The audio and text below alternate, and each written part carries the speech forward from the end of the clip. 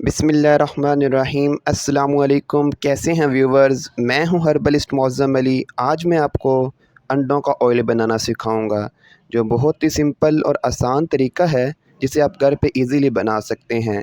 अंडों के तेल के बहुत ही फ़वाइद हैं, क्योंकि इसमें प्रोटीन की काफ़ी ज़्यादा मिकदार पाई जाती है, जो आपके बालों के लिए और स्कैल्प के लिए काफ़ी अच्छी होती है। चलें शुरू करते हैं। यहाँ मैं फुल बॉयल अंडे की 8 जर्दियाँ ले रहा हूँ।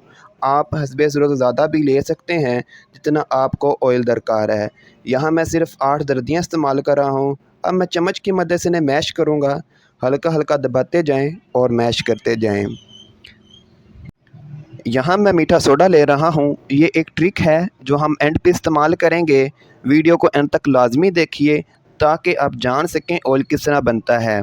ऑयल बनाने में आपको 30 से 35 मिनट लग जाएंगे, लेकिन मैंने वीडियो को शॉर्ट किया है। आप स्टेप फॉलो कीजिए, इंशाल्लाह आप ऑयल बनाने में कामयाब हो जाएंगे। यहाँ मुझे 10 से 15 मिनट गुजर चुके हैं और जर्दियों का कलर डार्क येलो हो चुका है।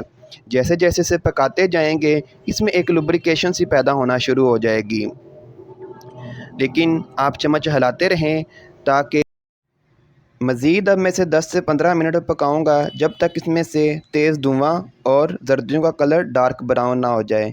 आप चम्मच हिलाते रहें और इसे पकाते रहें। यहाँ पे तेज़ धुआं निकलना शुरू हो गया है। अब यहाँ पे मैं मीठा सोडा डालूँगा। सिर्फ 2 ही चुटकियाँ मीठा सोडा डालनी है, ज़्यादा नहीं डालना। इससे ऑयल की मिकदार हमें ज़्यादा मिलेगी और इसकी स्मेल में भी कमी आएगी। बाज़ लोगों को अंडे की स्मेल से ही बहुत नफ़रत होती है, इससे स्मेल में कमी आ जाएगी और हल्की सी रहेगी लेकिन कमी आ जाएगी। और मज़ीद अब मैं 5 मिनट तक पकाऊंगा। तो देखिए, तेज़ धुएं की वजह से आपको ऑयल निकलता नज़र नहीं आया। यहाँ पे ऑयल निकल चुका है। अब मैं इसे छान लूँगा। अब एहतियात से इसे छान लें।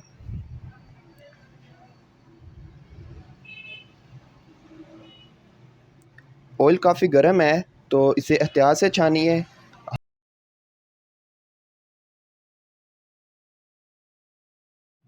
अल्हम्दुलिल्लाह हमने सिर्फ़ 8 जर्दियों से 30 ml ऑयल निकाल लिया है। आप इसे किसी भी बोतल्स में डाल के ईज़िली अप्लाई कर सकते हैं। ये बोतल्स आपको बाज़ार से ईज़िली मिल जाती हैं। अगर मेरी वीडियो आपको अच्छी लगी है तो मेरे चैनल को सब्सक्राइब ज़रूर कीजिए और दुआओं में याद रखें। अल्लाह हाफ़िज़।